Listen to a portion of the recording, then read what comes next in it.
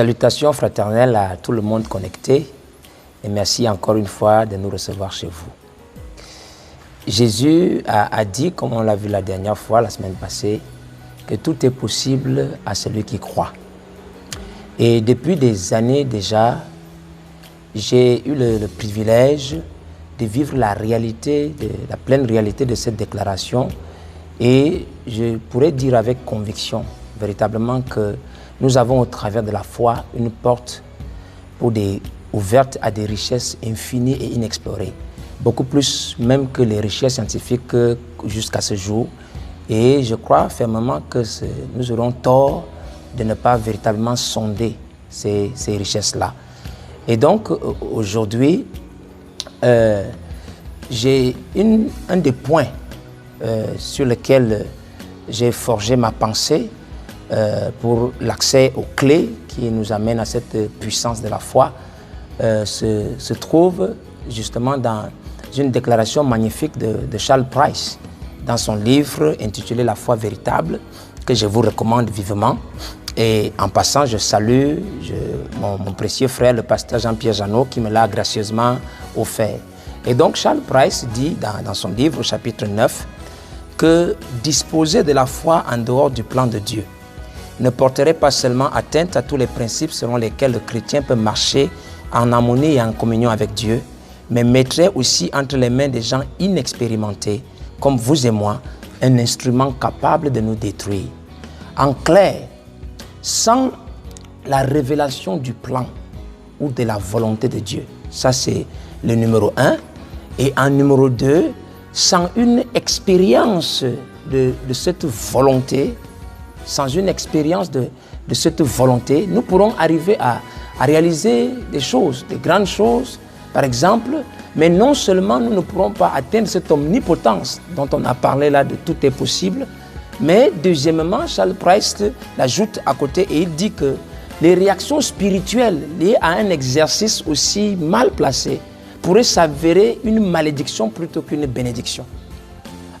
Pour faire court et pratique, donc je peux placer ma foi sur un marabout, par exemple, comme quelqu'un d'autre aurait placé sa foi sur un chanteur de Beatles qui est possédé du démon. De la même façon que je place ma foi sur une écriture, sur une bande que j'écoute pour accéder à la guérison, j'aurai effectivement accès à cette guérison-là. Et d'autre part, je peux me faire des fixations mentales.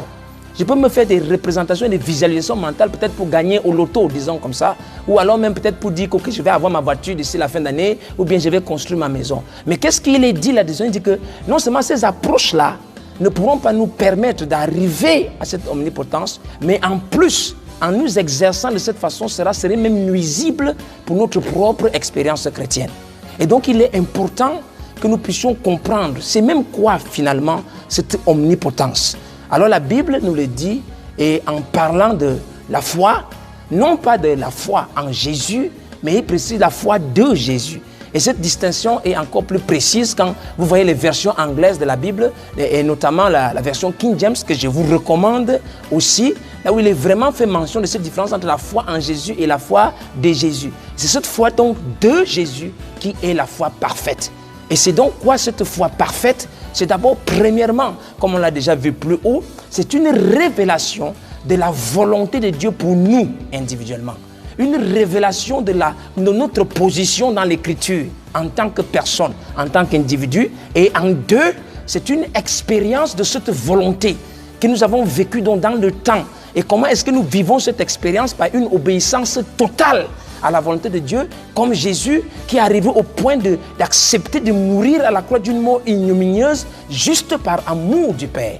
C'est donc cette foi parfaite-là qui est inscrite, qui est déclarée, c'est d'elle dont il est parlé dans Galates au chapitre 5 quand il est dit que la foi est agissante par l'amour. Et c'est cette foi-là qui nous permet d'atteindre, de dire, comme Jésus disait, vous ferez de plus grandes choses. Pas seulement vous ferez de grandes choses, mais vous ferez de plus grandes choses. Donc je vais juste conclure là par ce dernier texte de Hébreux chapitre 12. C'est dans la version de Bible d'études de John MacArthur. Et il est dit dedans que rejetons tout fardeau. Donc il dit, rejetons tout fardeau et le péché qui nous enveloppe si facilement et courons avec persévérance.